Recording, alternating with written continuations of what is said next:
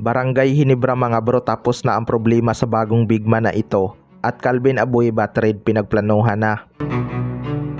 So ayon nga sa report mga bro ay sold out na daw ang Northport Batang Pier.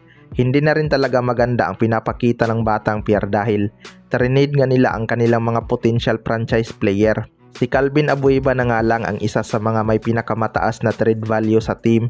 Ayon nga sa source ay pinagplanuhan na daw ng Hinebra management ang posibleng trade kay Calvin Abueva. Well, para sa akin mga bro, maganda talaga na makuha ng Barangay Hinebra itong si Calvin Abueva. Malaking butas kasi ang naiwan ni Jimmy Malonzo lalo na sa forward position. Nandyan naman sina Ralph at Aljun Mariano mga bro na handang mag-step up. Pero wag nga tayong mag-expect ng malaki lalo na kay Aljun Mariano. Alam naman natin kung gaano katagal na bakante itong si Aljun Mariano. Siguradong bumaba din ang kumpiyansa nito. Iba pa rin kapag si Calvin Abueva ang kanilang nakuha mga bro. Sanay na nga ito sa iba't ibang sistema.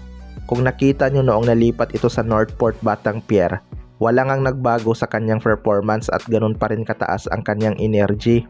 Kailangan talaga ng Barangay Hinebra ang gaya ni Calvin Abueva mga bro na kayang mag-provide ng opensa at rebounding. Gusto din talaga ni Calvin Abueva maglaro sa Barangay Hinebra bago matapos ang kanyang PBA career. Kaya malaki talaga ang maaasahan sa kanya. Sa kabilang banda naman mga bro, Barangay Hinebra tapos na ang problema sa bigman. Isa nga sa mga hinahanap ng Barangay Hinebra mga bro ay legit center. Open nga daw ang Phoenix Fuel Master na i-trade ang kanilang second overall pick dahil wala nga daw sa draft class na to ang kanilang kailangan. Sinusubukan nga ng Phoenix na i-offer ito sa Converge Fiber Xers para kay Justin Arana mga bro. Pero mukhang malabo ang bitawan ng Converge ang kanilang potential bigman na si Justin Arana. Ayon nga sa source mga bro ay baka sasali ang Barangay Hinebra sa usapan na yan. Pwede nga nilang isacrifice itong si Japet Aguilar para sa batang bigman. Well, para sa akin mga bro, marami na ngang quality player na binitawan ang Barangay Hinebra lalo na kapag may edad na. Kaya hindi rin talaga malabong bitawan nila itong si Japet Aguilar lalo na't malapit na itong mag-retire.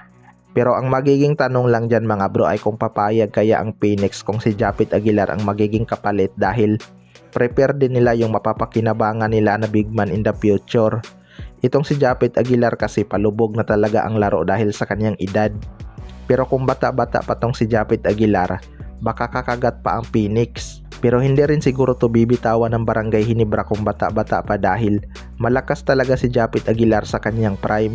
Kaya ang pag-asa lang ng Barangay Hinebra mga bro ay makipag-trade sa Tira Perma Jeep o kukuha ng bigman na free agent para tapos ang kanilang problema sa bigman. Kayo mga bro, ano masasabi nyo tungkol dito?